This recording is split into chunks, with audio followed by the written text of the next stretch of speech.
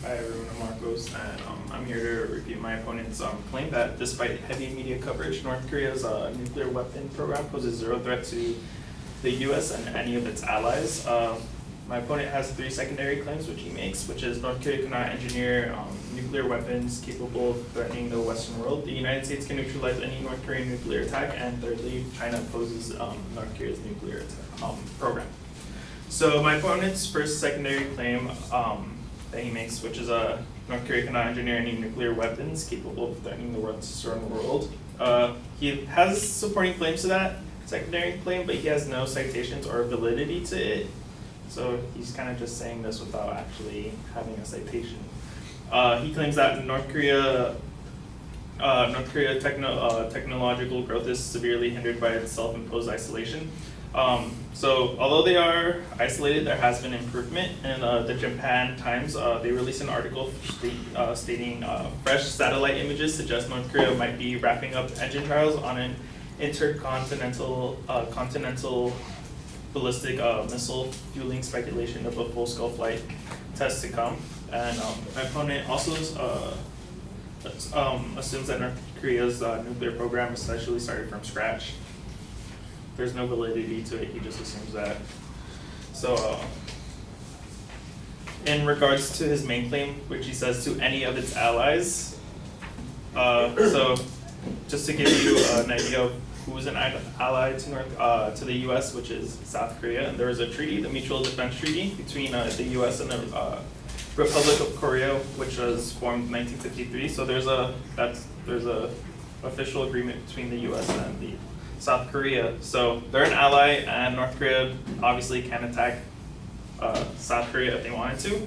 The New York Times published an article saying that 5 projectiles were launched from locations near Wonsan, which is a coastal east town east of Pyongyang, which is the North Korean capital. And it flew about 125 miles northeast before plunging into the sea. Some of the North's frequent tests of short-range missiles in recent years have indicated that the country is developing missiles capable of more efficiently targeting the U.S. and South Korean military bases south of the inter-Korean border. So these missiles can clearly attack South Korea if they wanted to, which is kind of contradictory of his first claim, saying that they're not capable of engineering anything. So his secondary claim is that the U.S. can neutralize any North Korean nuclear attack. Once again, there's no validity or citation or anything to this to any of his details. He just lists all the details without saying anything. So coincidentally, there's a LA Times. They published an article that states $40 billion missile defense system proves unreliable in like these big bold black letters, which I found kind of funny. So the article says the kill vehicle was hurtling through space 4 miles per second. It was supposed to crash into the mock enemy warhead and obliterate it. It missed. At a cost of $200 million, the mission had failed. 11 months later, when the U.S. Missile Defense Agency staged a repeat of the test, it fell too. The next attempt to intercept launch from Vandenberg on July 5th, 2013 also ended in failure. So the United States still needs to repair some missile defense systems. They're kind of faulty.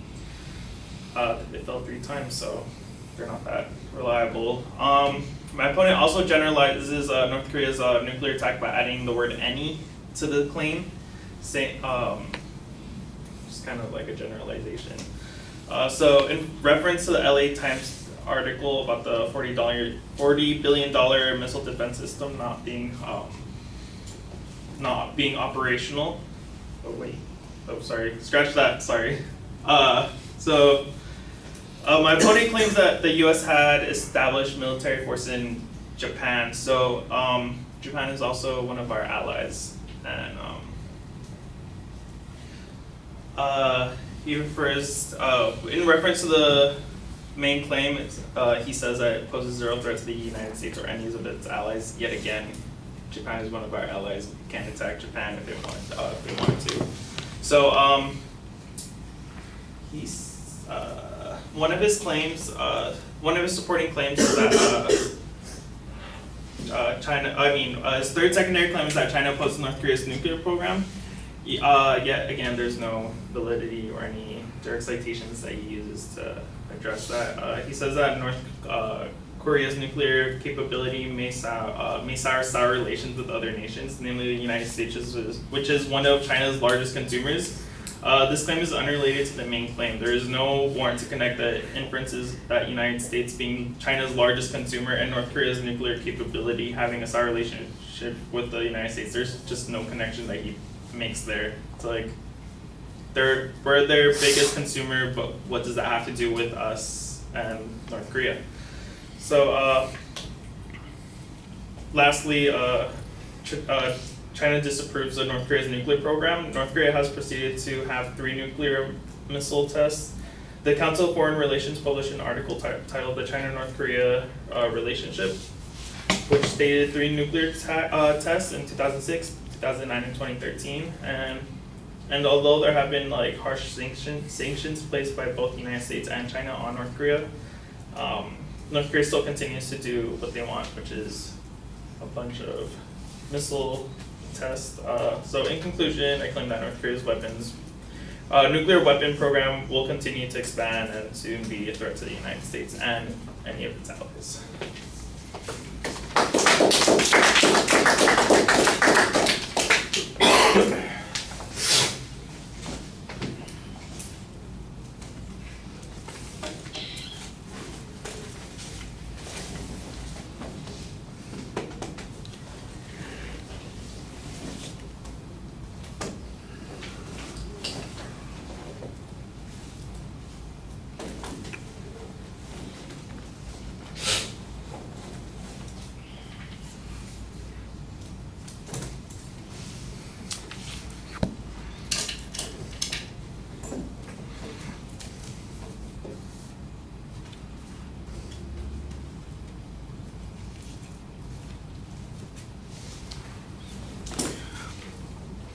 All right, Marcos, I think you've got the right kinds of issues in some of these supporting points, but you need to summarize it a little bit more effectively as you're making each of these points. You kind of get bogged down in what the advocate said, and then you're presenting information and not always telling us how that responds to this particular point.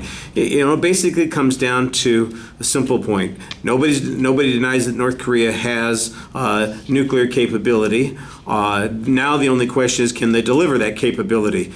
Well, we have proof that they can deliver it to South Korea. That's well within range of the missiles that they have. We have proof that they can deliver it to Japan. That's indicative by the tests that they've been running. And we know that the United States is not capable of protecting either South Korea or or Japan with the missile defense system that they have in place because of the failures that we've had. So the question of whether or not there is a threat is pretty clear.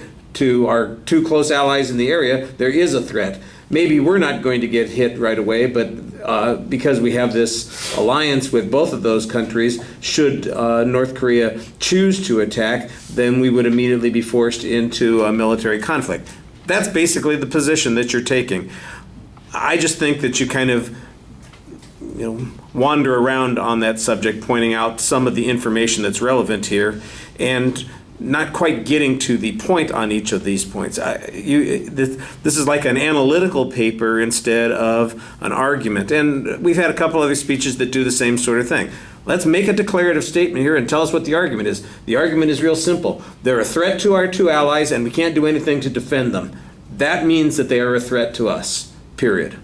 And I think that summarizes what your argument is. And you've got all the information in the speech to support that. It just needs to be a little bit more effectively communicated. So you've got good content. I thought you analyzed the issues pretty well, but you need to be a little bit more assertive about the communication skills in making the argument. All right, thank you.